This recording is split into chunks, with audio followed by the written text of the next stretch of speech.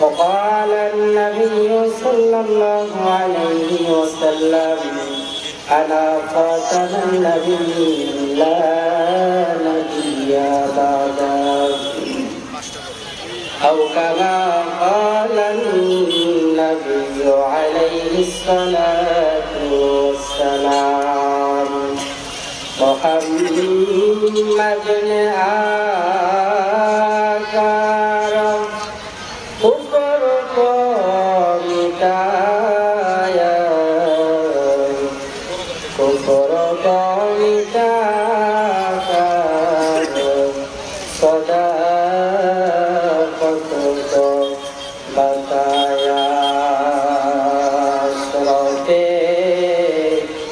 أنبياء فهد الورى خاتم الأنبياء خاتم الأنبياء أشرف أنبياء فهد الورى خاتم الأنبياء خاتم الأنبياء جلال مدينة رسول خدا خاتم الأنبياء خاتم الأنبياء आप है मुस्तफा आप है मुजतबा आप है मुस्तफा आप है मुजतबा कंजुलू खातमुल अंबिया खातमुल अंबिया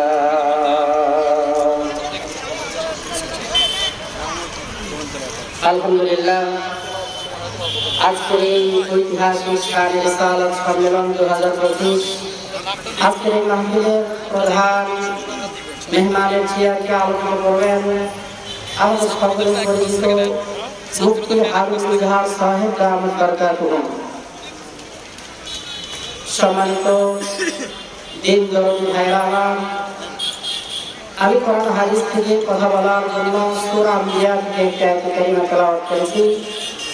আয়াতের মধ্যে আল্লাহ পাক রব্বুল আলামিন বলেন, ওয়া মা আরসালনাকা ইল্লা রাহমাতাল লিল আলামিন।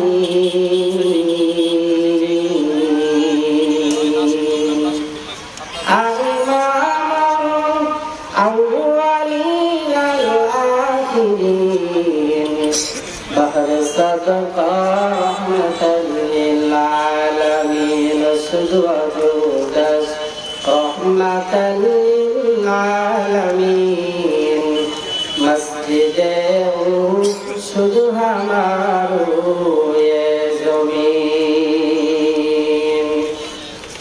আমার ভাইরা আল্লাহ রাব্বুল আলামিন আমার নবীকে রহমত করে দুনিয়ার জমিনে পাঠাইলেন। আমার পয়গম্বর কেমন রহমত, আমার পয়গম্বর জনাবে মুহাম্মদ রাসূলুল্লাহ সাল্লাল্লাহু তাআলা আলাইহি ওয়াসাল্লাম পুরুষের জন্য বড় রহমত, আমার পয়গম্বর নারীর জন্য বড় রহমত, আমার পয়গম্বর মানুষের জন্য রহমত, আমার পয়গম্বর জিন ইনসানের জন্য বড় রহমত। আমার ভাইরা আমার পয়গম্বর নূরের ফেরেশতাদের জন্য রহমত, আমার পয়গম্বর ওই রূহের জগতের জন্য রহমত, আমার পয়গম্বর মাতৃকালীন গর্ভে ধারণ সময় ওই জগতের জন্য রহমত, আমার পয়গম্বর দুনিয়াবাসীর জন্য রহমত, আমার পয়গম্বর দয়ার নবী মায়ার নবী ওই কবর জগতের জন্য বড় রহমত। সেই কবর জগতে আল্লাহ পাক ছাড়া আমাদের জন্য আর কেউ রবে না। আমার ভাইরা, আমার পয়গম্বর নবী, রহমতের নবী, ওই কিয়ামতের দিবসের জন্য বড় রহমত। ওই কিয়ামতের দিবসের অবস্থাটা বড় খারাপ হয়ে যাবে। মানুষের মাথার উপরে গুনাহগারদেরকে আল্লাহ পাক রব্বুল আলামিন শাস্তি দেওয়ার জন্য এই সূর্যটা মানুষের আধার মাথার উপরে পাঠিয়ে দিবে। আজকে এই সূর্যটা 9,30,00,000 মাইল উপর থেকে তাপ দেয়। এরপরে এই তাপটা সহ্য করতে না পেরে আমরা ছাতা ব্যবহার করি।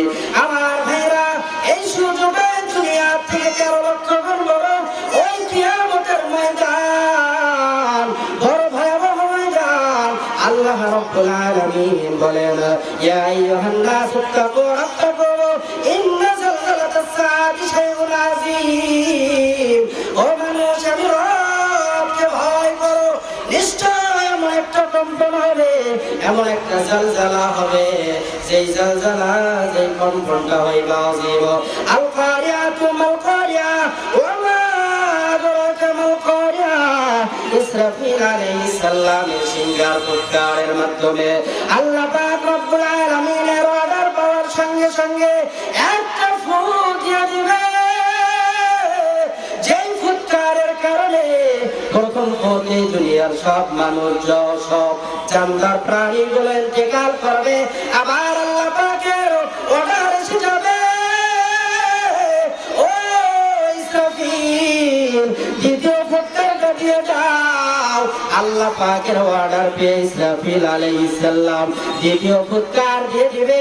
এবার ফুৎকার দেওয়ার সঙ্গে সঙ্গে আল্লাহ রাব্বুল আলামিন যত পাহাড় পর্বত, নদী, নালা, খাল, বিল, দুনিয়ার যা কিছুকে আমার রব রব্বুল আলামিন অস্তিত্বের ছিলেন, ইসরাফিলের সিংহার ফুৎকারের কারণে সব তুলার মতো উড়তে থাকবে। ইলাস সামাউ শাক্কাত ওয়া আযিনাত লিরাব্বিহা ওয়া হুক্কাত। সব তুলার মতো উড়তে থাকবে। জমিনটা ফেটে যাবে, জমিনের নিচ থেকে পানি বের হওয়া শুরু হবে। দুনিয়ার ভিতর সব ফানা ফিল্লা হয়ে যাবে। আমার দয়ার নবী, মায়ের নবী এমন হালত দেখে ওই হাসরের ময়দানে সিজদায় পড়ে যাবে আর ডাকতে বলবে, রব্বি হাবলি উম্মতি। সমস্ত নবীগুলো ইয়া নাফসি ইয়া নাফসি ইয়া নাফসি করতে থাকবে। আমার ভাইরা, ভালো মতো খেয়াল করে শোনেন, সমস্ত পয়গম্বর গুলো বেকার হয়ে যাবে। একটা পর্যায়ে বাবা আদমের নিকটে যাবে, ও প্রথম মানব বাবা আদম, এই কিয়ামতের ভয়াবহতা আমরা সহ্য করতে পারি না, তাড়াতাড়ি একটা বিচারের ব্যবস্থা করে দেন। ও আদম নবী বলবে, আমার কোনো পাওয়ার নাই। এরপরে সমস্ত উম্মত নূহ নবীর নিকটে যাবে, বলবে আমার কোনো পাওয়ার নাই। সমস্ত পয়গম্বর গুলো ইব্রাহিম খলিলের নিকটে যাবে, বলবে আমার কোনো পাওয়ার নাই। সমস্ত পয়গম্বর গুলো আমার হাবিব, আল্লাহর হাবিব প্যারা নবী মুহাম্মাদের নিকটে যাবে। আল্লাহর হাবিব হাসরের ময়দানের দিকে তাকিয়ে দেখবে জাহান্নাম চিৎকার করতে করতে জাহান্নামীদেরকে গ্রাস করার জন্য সামনে দিকে আগুন। আল্লাহর হাবিব আল্লাহর কাছে দোয়ায় লিপ্ত হয়ে যাবেন।